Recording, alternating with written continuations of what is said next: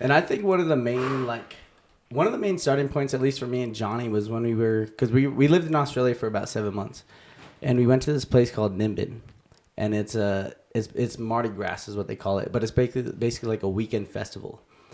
And so we flew from Sydney to, so he flew first from Sydney to like Gold Coast, whatever, and then you have to take from the airport a bus like 40 minutes to this town, and then another bus like half hour to this Nimbin place.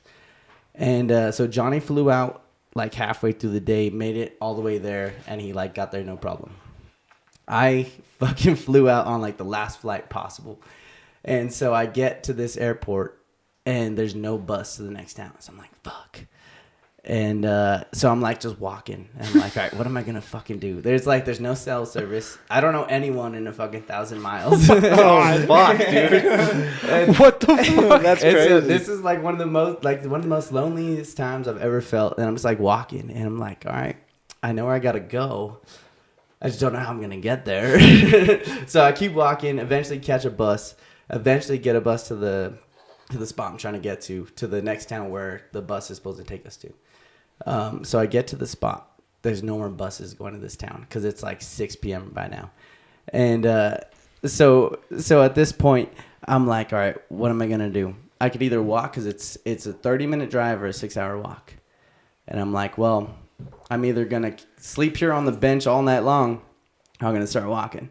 So I start walking on this like 6 hours trip. And it's through, like, the mountains. Like, no light at all. Just starlight. I'm just fucking... There's only one road, so I can't really get lost. And I'm just walking down this thing. And I'm trying to hitchhike, right? Because there's only one road. I'm like, anyone on this road's got to be... I'm just imagining this dude with a suitcase. Exactly. It's not rolling properly. It's bumping on rocks. That's kind of what I'm picturing, kicking too. things around. He's punting a lizard this way. He's already boxed a kangaroo. Yeah. And he's just going like this the whole time. Yeah. Please pick me up. I don't think I had a suitcase, but I had a couple backpacks. And so just the whole time, there had to be like fucking 60 cars that go by, and I'm just trying to fucking hitchhike. And I know the stories of hitchhiking, and I'm like, I just gotta fucking risk it. You know, I gotta get there, otherwise it's gonna be another 3 hours of walking. And so like there's like a couple times where I like kind of jog for like 10 minutes, singing songs, whatever, trying to pass the time. And I picture you like a hobbit barefoot walking through the Shire. I was walking and I was like, nope, gotta start running. This motherfucker's going to motor, bro. Anytime anxiety came over me. Picture. And so, like, it's got to be probably 10 p.m. by now, and I've been walking for, like, 2 hours, and finally someone, like, pulls over, and I, like, walk up to them. I'm like, yo, you going to Nimbin or whatever?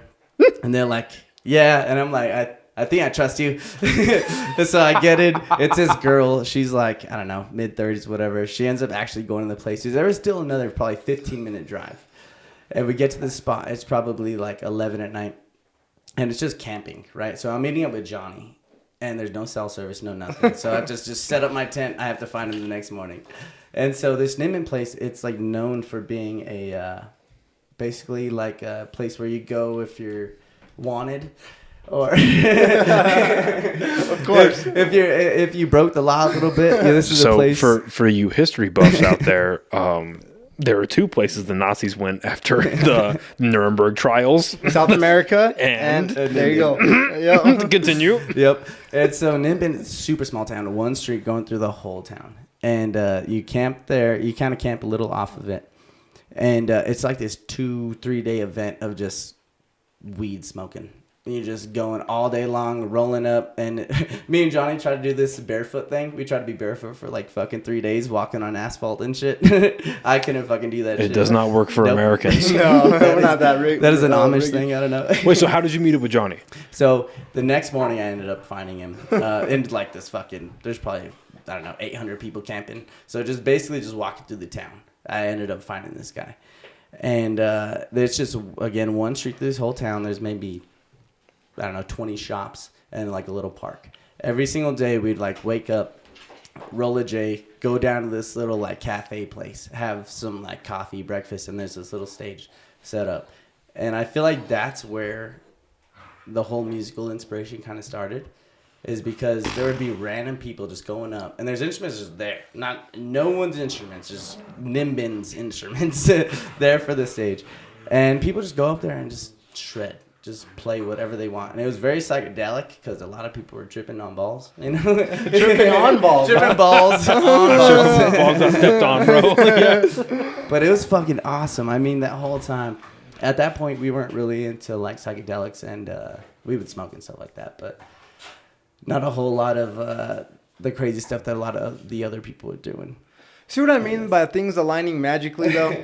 What's the fucking odds of that? And then the odds of me showing up at Launchpad one night. And Yeah, like I know Johnny didn't want to come on, and all respect to him because I know it's not for everybody, but I'd love to go to next time I go to a show, I'm pulling him aside. Yeah. And I'm saying, hey man, I need your side of this story. I think Johnny would be a great podcast That's guest. a beautiful story. He was just a little scared. No, No, that's also out fair. of town this week. But. No, and that's fair, dude. Yeah. But again, genuinely no shade, but that's a beautiful story. It's evolved so like, much how from that there. started. You know what I mean? Yeah. That's seems like so long ago. And again, like we didn't know how to play anything there. He just None of us knew how to bought play a guitar, anything. like from this dude who was just like, it was no special guitar at all. He was just painting on it.